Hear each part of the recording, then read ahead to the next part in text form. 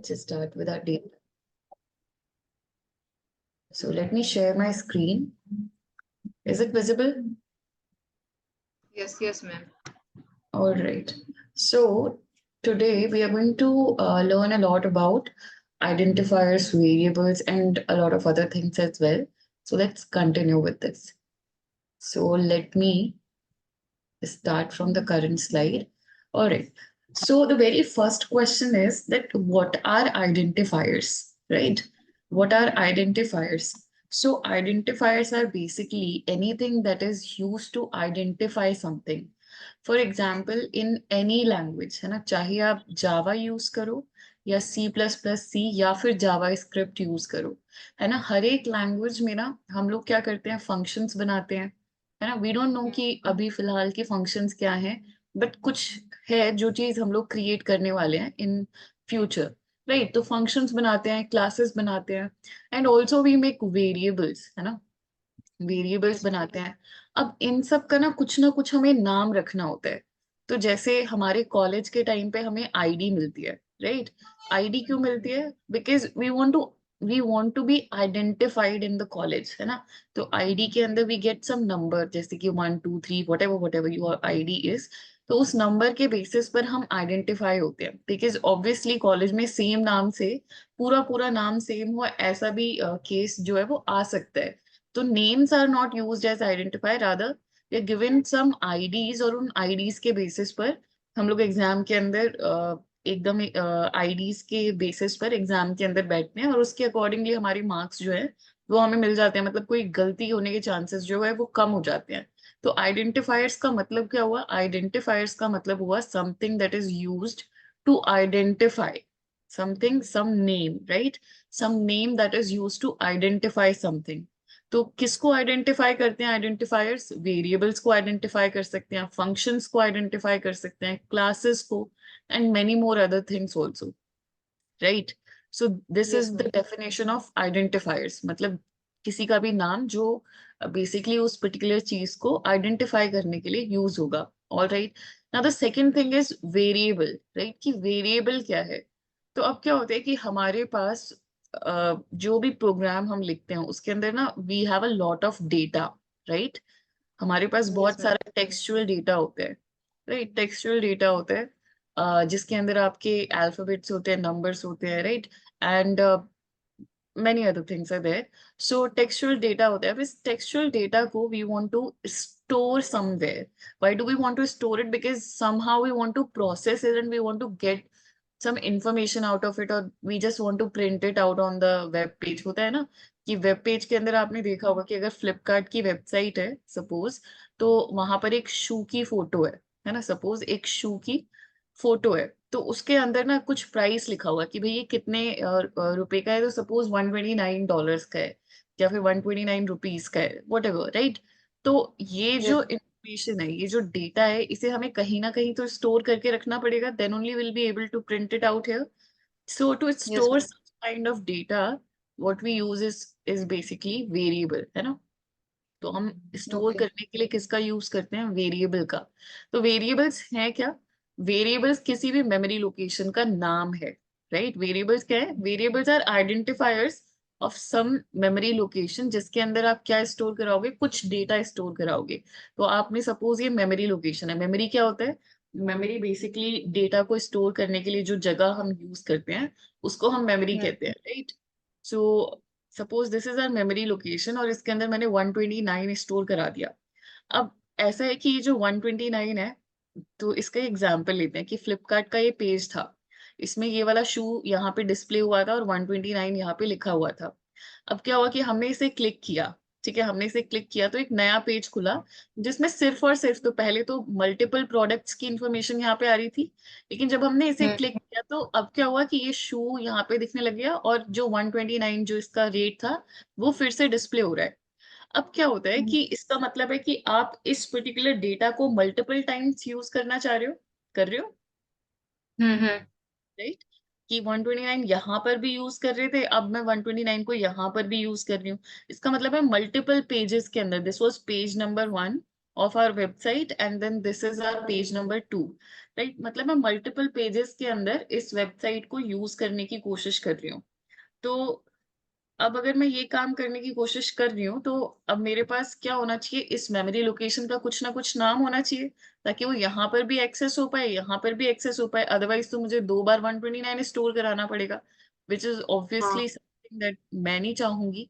तो मैंने क्या कहा कि एक ही जगह में स्टोर करा लेती हूँ, इसका कुछ नाम रख लेती हूँ। इसका नाम क्या रख लिया मैंने, इसका नाम सपोज मैंने रख लिया प्राइस, है ना, थोड़ा सा रिलेटेबल नाम रख लेते हैं। सो मैंने इसका नाम क्या रख लिया, प्राइस, कि ये मेरा प्राइस है, शू प्राइस, राइट। सो अब मेरे को यहाँ पर एक्सेस करना था तो भी मैं प्राइस ही बोलूंगी कि भाई प्राइस को प्रिंट करा दो, और यहाँ पे एक्सेस करना होगा तो भी मैं प्राइस ही बोलूंगी। ये क्या कर रहा होगा, जैसे ही मैं प्राइस बोलूंगी तो ये किसी ना किसी मेमोरी लोकेशन पे बेसिकली प्राइस पॉइंट आउट कर रहा है और 129 वहां से निकाल कर यहाँ पे प्रिंट करा देता है। सिमिलरली यहाँ पर मैं बोलती हूँ कि प्राइस प्रिंट करा दो, तो व्हाट इज हैपनिंग, यहाँ से वो देखता है कि प्राइस के अंदर क्या डेटा है और उस डेटा को यहाँ पर ले आता है। तो this is the use case of your variable, है ना। वेरिएबल का यूज केस क्या है कि वो किसी मेमोरी लोकेशन को पॉइंट आउट करता है, किसी मेमोरी लोकेशन के अंदर क्या डेटा है वो हम यहाँ से एक्सट्रैक्ट करा सकते हैं। तो व्हाट इज हैपनिंग, आपने वेरिएबल का नाम रखा प्राइस। ये प्राइस किसको डिनोट कर रहा है, कोई तो मेमोरी लोकेशन है, ठीक है, कोई तो मेमोरी लोकेशन है, सपोज 123 मेमोरी लोकेशन है और उसके अंदर जो भी डेटा पड़ा हुआ है वो बेसिकली प्राइस यूज कर पाएगा। अब इसकी अगर मुझे एनालॉजी देखनी है तो मैं ऐसे समझ सकती हूँ कि सपोज मेरे पास रो हाउसेज हैं, ठीक है, तो मेरे पास सपोज रो हाउस, ठीक है। अब रो हाउसेज का, ठीक है, अब मुझे सपोज जो रो हाउसेज हैं इसके अंदर सपोज यहाँ पर 4 लोगों की फैमिली रहती है, तो यहाँ पे सपोज 3 लोगों की फैमिली रहती है, यहाँ पे सपोज 5 लोगों की फैमिली रहती है, यहाँ पे सपोज 4 लोगों की फैमिली रहती है। नाउ व्हाट इज हैपनिंग कि हम इस पर्टिकुलर जो ये घर है इसका कुछ ना कुछ तो क्या होगा, नाम होगा, कुछ ना कुछ एड्रेस होगा, राइट। तो सपोज इसका एड्रेस क्या है, इसका एड्रेस है ब्लॉक सी, और सपोज घर नंबर इज 129, ये इसका एड्रेस है। सिमिलरली इसका एड्रेस क्या है, ये भी ब्लॉक सी में ही है और इसका एड्रेस है 130, इसका एड्रेस क्या है 131, इसका एड्रेस क्या है 132, राइट। अब क्या होता है कि मैंने यहाँ से बोला कि सपोज मैंने बोला कि मेरे पास यहाँ पर how many family members are there, वो मुझे, या फिर मैं इस तरीके से समझती हूँ जैसे 129 है, this is a data. Similarly ये जो 4 मेंबर्स की फैमिली है, this is also my data. So now the data inside the house can change but the house itself will not move anywhere, समझ रहे हो। तो इसका यस मतलब क्या मैम। है कि आज यहाँ पे 4 लोगों की फैमिली रह रही है, कल को आके यहाँ पे कौन रह सकता है, 5 लोगों की फैमिली भी रह सकती है।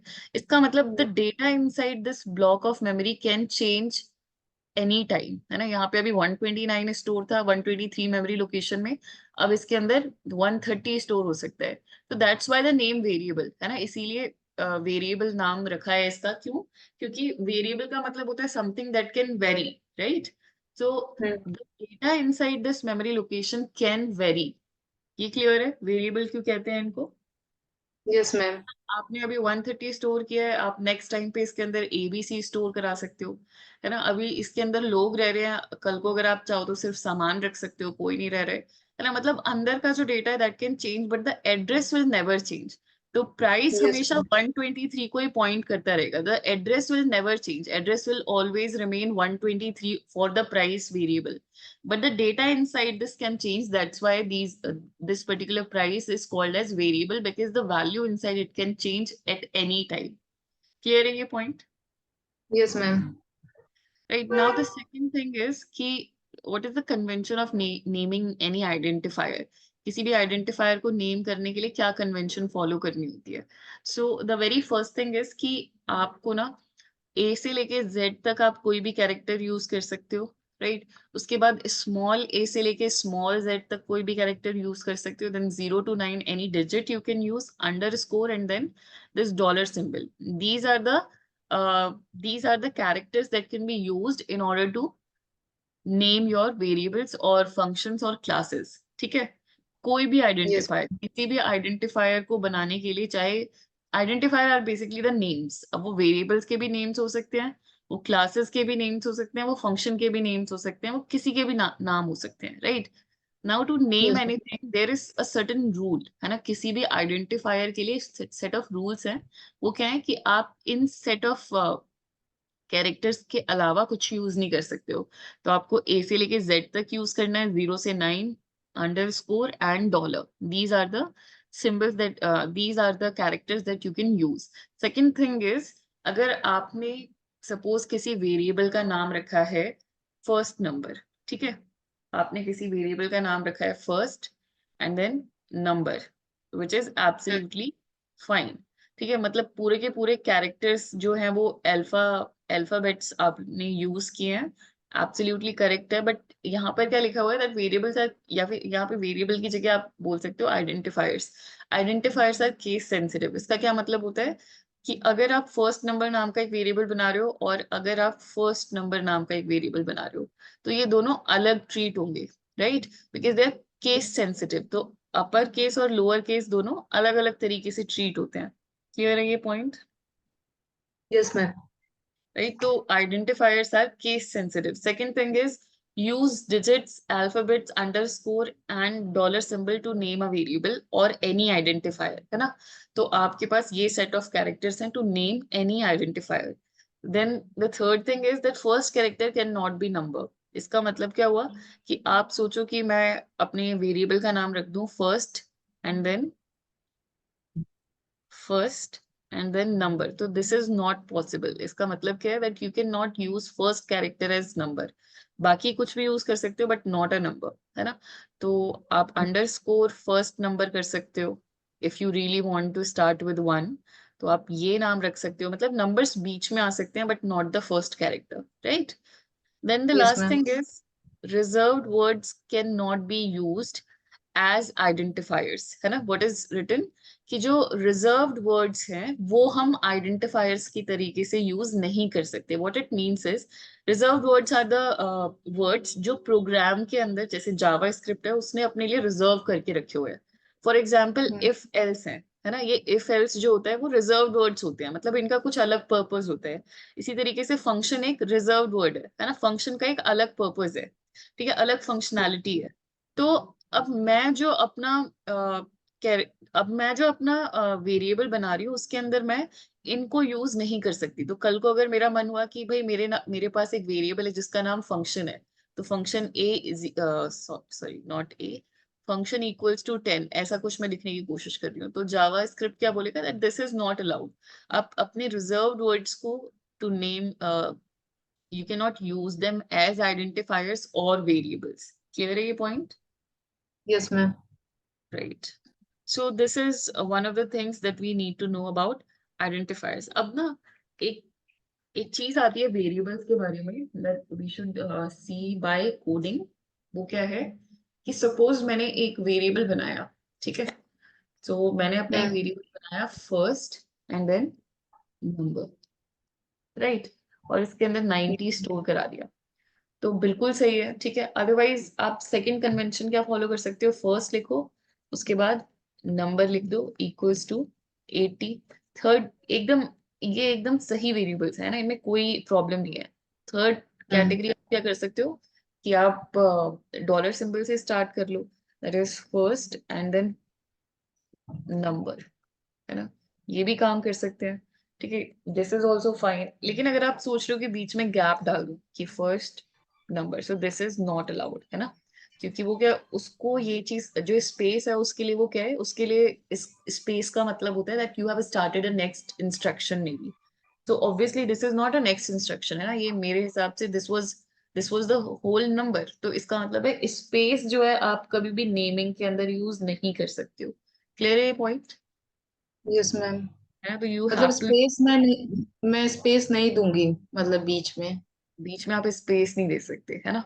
तो इसको हम यहाँ से हटा देते हैं, that is we can not give space in between. इसी तरीके से आप अंडर स्कोर के साथ शुरू कर सकते हो इफ यू वांट, ठीक है। अंडर स्कोर आप कितनी भी बार लगा सकते हो, डॉलर सिंबल आप कितनी भी बार लगा सकते हो। So this is something that we can do. तो मैंने यहाँ पे क्या किया, अंडरस्कोर फर्स्ट अंडरस्कोर नंबर, तो this is also absolutely correct. आप चाहो तो कैपिटल लेटर से शुरू कर सकते हो, first number equals to 20, so this is also absolutely fine है ना। अब हर जगह हम सेमी कॉलन देख रहे हैं, सेमी कॉलन लगाने की एज सच जरूरत नहीं होती है, this is just programming convention है कि लगा लोगे तो आपको बेटर अंडरस्टैंडिंग हो जाएगी कि एक स्टेटमेंट यहाँ पे कंप्लीट हो गया है, ठीक है। So programming यस understanding की वजह से we are just putting the semicolon, otherwise it is not required as such। ठीक है, अब यहाँ पर एक चीज आती है कि फिर कौन सा कन्वेंशन फॉलो करना है। तो आप कन्वेंशन फॉलो करो कौन सा, कैमल केस, ठीक है। कैमल केस क्या होता है, कैमल केस में, तो अगर कैमल केस ये बोलता है कि अगर सपोज आपको कोई वेरिएबल बनाना है, ठीक है, तो सपोज आप किसी का फोन नंबर स्टोर करा रहे हो, अब फोन नंबर जो है उसमें दो वर्ड्स आ रहे हैं, कौन कौन से, फोन फोन नंबर नंबर, दो। फोन और नंबर है ना, दो वर्ड्स आ रहे हैं, हम्म, है ना। तो कैमल केस कन्वेंशन है कि जो फर्स्ट वर्ड आप यूज कर रहे हो ना, उसका जो फर्स्ट लेटर है वो तो आप स्मॉल रखो, तो समथिंग लाइक दिस, फोन तो स्मॉल में रखो, फिर जो नेक्स्ट आपका वर्ड है ना दैट इज नंबर, उसका एन कैपिटल कर दो, है ना। अब फोन नंबर हुआ और इसके आगे जो भी आपको स्टोर कराना है आप करा लो, राइट। सिमिलरली सपोज मेरे पास है एक और, मुझे सपोज एक वेरिएबल बनाना है जिसका नाम है लिस्ट ऑफ स्टूडेंट्स, ठीक है, ये मेरे वेरिएबल का नाम है, तो मैं इसे कैसे लिखूंगी कैमल केस के अंदर, तो लिस्ट ऑफ स्टूडेंट्स, तीन वर्ड्स हो गए, तो फर्स्ट हम्म, लेटर तो स्मॉल रहेगा, दैट इज फर्स्ट वर्ड का yes, जो फर्स्ट लेटर है वो स्मॉल रहेगा, list, then of is next word तो ओ कैपिटल हो जाएगा, एंड लिस्ट ऑफ स्टूडेंट्स का एस कैपिटल हो जाएगा, that is something like this, है ना, लिस्ट ऑफ स्टूडेंट्स, और फिर जो भी लिस्ट है वो हम लोगों ने यहाँ पे मेंशन कर देनी है। तो अभी हमने लिस्ट बनाना सीखा नहीं है, जब हम सीख जाएंगे तब हम उसे यूज करेंगे, बट हमें ये समझ में आ गया कि वेरिएबल को कैसे नेम करना है bye convention, right. yes ma'am. Convention का मतलब क्या होता है कि ऐसा नहीं है कि आप इनमें से कोई तरीका यूज करोगे, सपोज आप यहाँ पे अंडरस्कोर लगा दोगे तो वो गलत हो जाएगा, नहीं, गलत नहीं होगा, बट कन्वेंशन का मतलब है कि जनरल रूल्स हैं जो प्रोग्रामर्स हर लैंग्वेज में यूजुअली फॉलो करते हैं, तो बेस्ट प्रैक्टिसेस टाइप, है ना। तो अगर आप यूज करोगे तो बेटर है। क्लियर है ये पॉइंट, यस मैम। अभी तक कोई डाउट है। मैम अगर मैं M% यूज कर दूं, जैसे यहाँ पे हमने डॉलर लिख के फर्स्ट नंबर लिखा है, अगर मैं डॉलर के बजाय M% लिखूं और फर्स्ट नंबर लिखूं तो क्या वो गलत हो जाएगा? हाँ, आप बाकी कोई भी सिंबल यूज नहीं कर सकते, ओके। है ओके ना, मैम। प्लस माइनस वगैरह वगैरह कोई भी सिंबल आप यूज नहीं करोगे इन नेमिंग योर वेरिएबल्स और एनी अदर, मतलब आइडेंटिफायर्स में आप और कुछ यूज नहीं कर सकते हो, ठीक है। Okay ma'am. Okay ma'am. These are the set of characters that we can use. All right. So now we are clear with the concept that what is happening over here. तो camel case हमें समझ में आ गया। अब हमारे पास यहाँ पे ना बहुत सारे वेरिएबल्स है, तो वेरिएबल्स के बारे में हमने एक और चीज क्या समझी थी कि if you want you can change the value of the variables also, है ना, क्योंकि उनका नाम ही क्या है, variable, that is they can very the value that they contain. तो अब मेरा अगर नेक्स्ट लाइन के अंदर मेरा मन कर रहा है कि नहीं फर्स्ट नंबर के अंदर 90 नहीं 900 स्टोर करना है, तो मैं सिंपली क्या करूंगी, मैं लिखूंगी फर्स्ट देन अंडरस्कोर नंबर, ठीक है। पहले मैंने फर्स्ट लाइन के अंदर क्या किया था, 90 स्टोर कराया था, अब मैं बोल रही हूँ कि नहीं इसको रिप्लेस करके क्या कर दो, 900, सो this is also possible. Clear है ये point, yes ma'am. Right, that is you can change the values. और ये क्यों हो पा रहा है, तो वो जो हमने कॉन्सेप्ट पहले ही देख रखा है, because what has happened in this line is कि आपने एक मेमोरी को जिसका कुछ ना कुछ एड्रेस होगा, है ना, उसको उसको नाम क्या दे दिया है। देखो अब आप सोचोगे कि उसका तो कुछ ना कुछ एड्रेस था, तो नाम देने की क्या जरूरत थी, एड्रेस से भी तो आइडेंटिफाई कर ही सकते थे ना, क्योंकि जो एड्रेस होता है ना वो हेक्साडेसिमल होता है, दैट इज उस वो ना कुछ ऐसा दिखता है, सो 1 FABC, है ना, 23 6, इस तरीके से बहुत लंबा सा एड्रेस होता है ना। तो अब इसको याद करना is not very easy for us, तो इसीलिए तो हम प्रोग्रामिंग लैंग्वेज में आए थे कल, क्योंकि हमें नंबर्स वगैरह से डील नहीं करना था। So for the same reason हम इसका एड्रेस यूज ना करके इस मेमोरी लोकेशन का हम क्या बोलते हैं कि चलो इस एड्रेस को कुछ नाम दे देते हैं, तो हमने इसको क्या नाम दे दिया, फर्स्ट अंडरस्कोर नंबर, राइट। मतलब ये हमने अपने लिए नाम रखा है ना। कंप्यूटर में इसका नाम कुछ और है, हमने अपने लिए इसका नाम क्या रख लिया है, फर्स्ट नंबर। अब हमने बोला फर्स्ट नंबर के अंदर 90 स्टोर करना है, तो 90 स्टोर हो गया। हमने नेक्स्ट लाइन में जाके बोल दिया फर्स्ट नंबर के अंदर अब 900 होना चाहिए।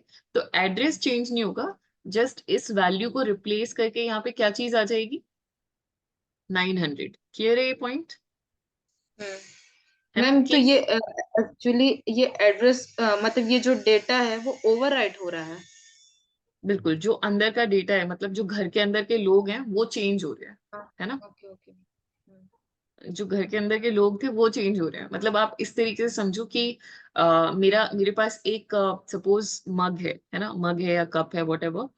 राइट, अब इस कप के अंदर पहले मैंने क्या किया, सपोज 2 o'clock को मैंने बोला अब this is also a container, है ना, just like this memory space this is also a container.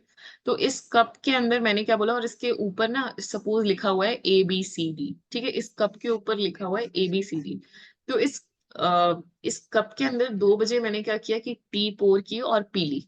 तो मैंने चाय डाली और पी ली, सही है, हम्म। ठीक है।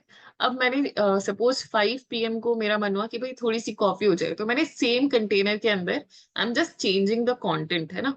तो मैंने सेम कप के अंदर ABCD जिसके ऊपर लिखा हुआ था उसके अंदर इस बार कॉफी डाली और मैंने पी ली। राइट, तो I am using the same container to have different type of data, right, not type of data also, but even if I want the same type of data also, so I can use the same mug। मतलब मुझे फिर से अगर चाय भी पीनी होगी तो मैं सेम मग का यूज कर सकती हूँ।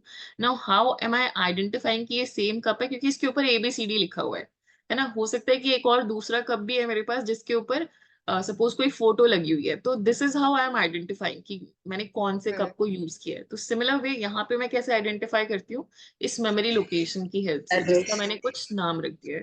Right, but same container is being used to store 90 also और 900 ऑल्सो। क्लियर है, yes ma'am. All right. So now the third thing is, तो ये चीज हमें क्लियर है, ठीक है, कि केस सेंसिटिव होता है, memory location etcetera etcetera, these things are clear to us. Now the third thing is कि जो वेरिएबल्स होते हैं, राइट, जो वेरिएबल्स होते हैं इसके अंदर हम स्टोर क्या कर सकते हैं। So this is our third point, that is what can be store inside the variables, right.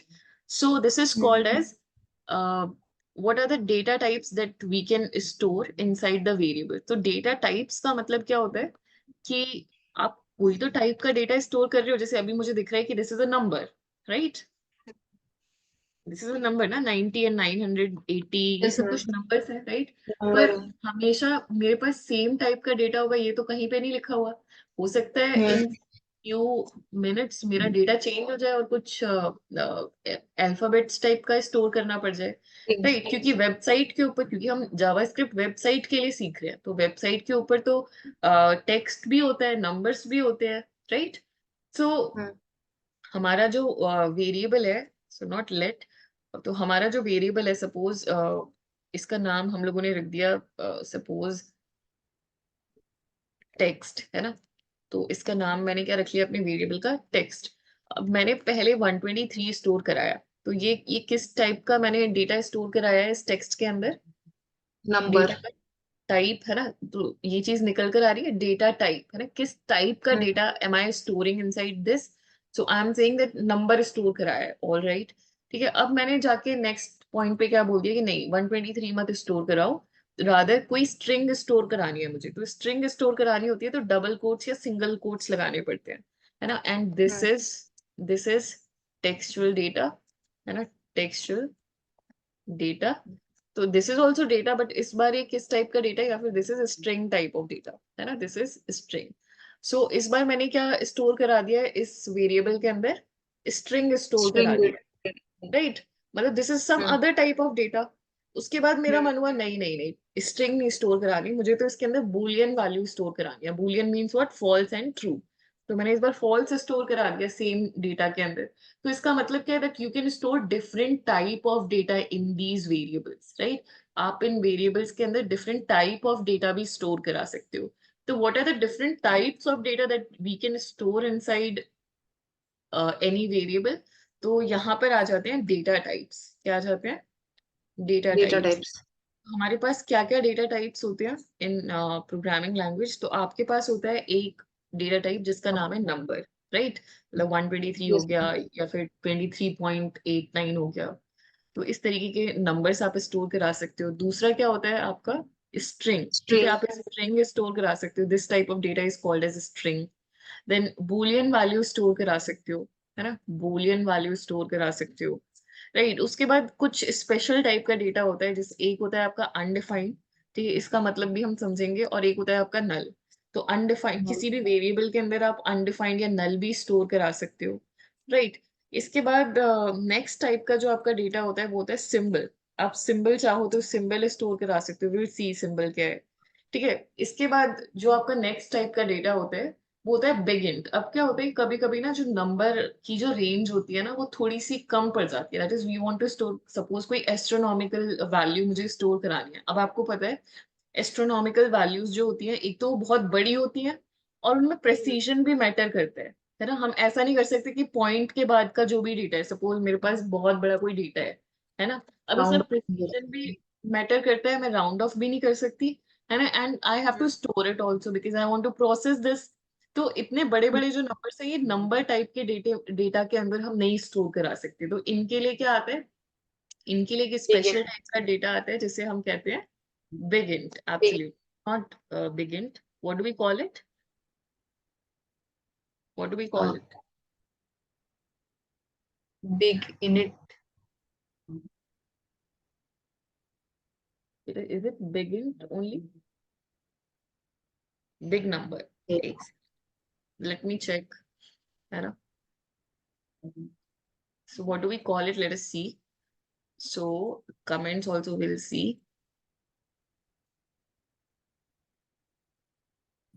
Yes, big int it is, है ना? तो big int की हम लोग बात कर रहे हैं. That is the last type of data type is big int. That is you want to store some big sort of number, right? So big int is there. So these are the 7 types of data that you can store inside your variable. Clear है ये point? Yes ma'am. Right? इसको use करके देखें एक बार इन सब datas को। So let us do one thing. हम लोगों ने कल कंसोल डॉट लॉग तो सीखा ही था। सो हाँ। कंसोल डॉट लॉग हम क्या करते हैं, एक एक करके अपनी वैल्यूज के अंदर डेटा डालते हैं और उन्हें चेंज करते हैं। तो सबसे पहले मैंने बोला कि मेरे पास कोई वेरिएबल है जिसका नाम है ए। तो ऑलराइट, सो सबसे पहले मेरे पास एक वेरिएबल है जिसका नाम है ए। ए के अंदर मैंने क्या कर लिया, ए के अंदर I have stored suppose 12। Now I want to see कि what is the type of a. ठीक है, मैं देखना चाहती हूँ कि टाइप ऑफ ए क्या है। तो यहाँ पे एक टाइप ऑफ ऑपरेटर आ जाता है, एक कीवर्ड आ जाता है जिसको आप यूज कर सकते हो। इससे आप क्या पता लगा सकते हो कि इसके अंदर किस टाइप का डेटा स्टोर हुआ है। क्लियर है ये पॉइंट? Yes ma'am. ऑलराइट, सो इसके बाद आया कि मैंने कोई स्ट्रिंग स्टोर करा ली। इस बार सिंगल कोट्स के अंदर कर देते हैं। तो दिस इज अ स्ट्रिंग। ठीक है, ये स्ट्रिंग मैंने अपने वेरिएबल के अंदर डाली एंड आई एम सेइंग इसे कंसोल डॉट लॉग करा दो। So console dot log and what is it, type of a, है ना? इस बार क्या है टाइप ऑफ ए। ठीक है, इसके बाद फिर से मैंने अब ओवरराइड तो मैं कभी भी कर सकती हूँ वैल्यूज को। तो पहले मैंने स्ट्रिंग डाल दी, अब की बार मैं बूलियन वैल्यू डाल रही हूँ। तो मैंने फॉल्स या ट्रू डाल दिया, ओनली 2 बूलियन वैल्यूज आते हैं। अब मैंने फिर से कंसोल डॉट लॉग करा लिया कि now what is the type of a. अब क्या है टाइप, है ना? मतलब किस टाइप का डेटा है इस बार हमारे ए के अंदर। So we will see it here. इसके बाद मैंने बोला कि भाई कोई सिंबल, सिंबल से पहले हम लोग अनडिफाइंड डाल देते हैं। ठीक है, मैंने बोला अनडिफाइंड है, what is the type of. ठीक है, अनडिफाइंड और नल को हम लोग अच्छे से डिस्कस करेंगे बाद में, तो अभी के लिए सिंबल डाल लेते हैं। तो सिंबल लिया मैंने और मैंने बोला कि ये जो सिंबल है इसका टाइप क्या है। सो सपोज इसके अंदर सिंबल का नाम मैंने क्या लिखा हुआ है, नेम। इसके बाद फिर से मैंने बोला कि कंसोल डॉट लॉग क्या कर दो, इस पर्टिकुलर वेरिएबल के अंदर जो भी चीज है उसका टाइप क्या है वो बता दो। तो console dot log type of A. Type of क्या करता है, टाइप बता देते हैं कि किस टाइप का डेटा स्टोर है। फिर से मैंने ए लिया और इस बार मैंने उसके अंदर क्या डाल दिया, बिगिंट। और बिगिंट के अंदर मैंने बड़ा सा कुछ नंबर डाल दिया and now I want to know that what is the type of a. So console dot log what is the type of a। Right now let us see. तो हम लोग सबसे पहले इसे अटैच कर लेते हैं, अटैच्ड है ऑलरेडी, और इसको हम लाइव सर्वर के साथ ओपन कर लेते हैं।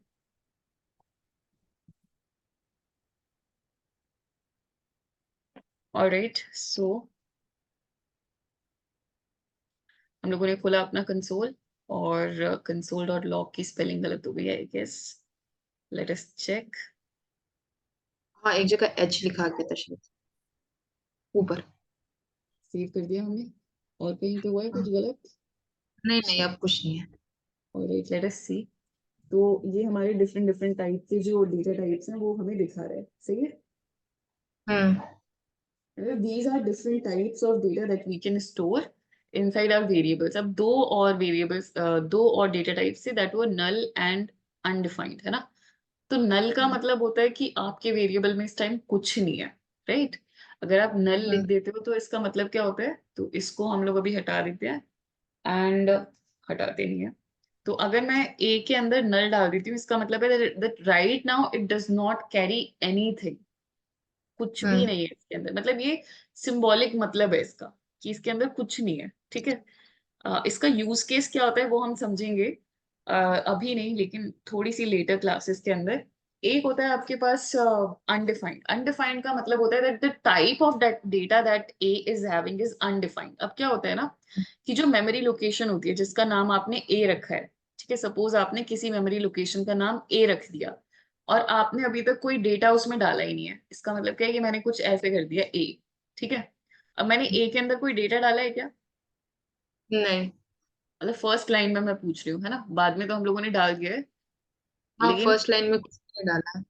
है ना, तो हम लोग इसे ना लेट के साथ डिफाइन कर लेते हैं अभी के लिए। तो मैंने इसे डिफाइन कर लिया, लेकिन मैंने इसके अंदर कुछ डाला नहीं है। तो मैं यहाँ से इसे हम्म। करती हूँ कंसोल डॉट लॉग। लेट के बारे में भी हम समझेंगे दैट व्हाट इज लेट, पर it is use to define the variables, है ना। So hmm. Console dot log मैंने ए कर दिया है कि भाई मुझे बताओ कि ए के अंदर इस टाइम फर्स्ट मोमेंट पे है क्या, मतलब फर्स्ट जब मैंने चलाया था इसे उस टाइम क्या था।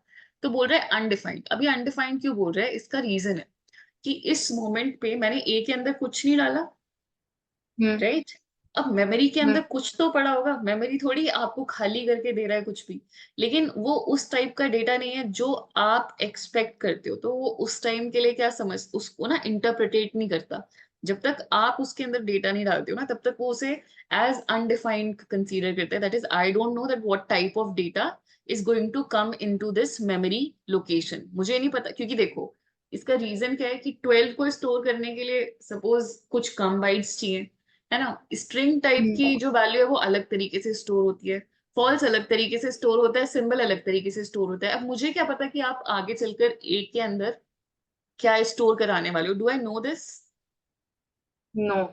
No, right. So that's why initially अगर आपने कुछ भी इनिशियलाइज नहीं किया है वैल्यू को, इनिशियलाइज मतलब क्या होता है, the first time that you are putting the value inside your variable, तो उस टाइम कुछ गार्बेज वैल्यू पड़ी होती है।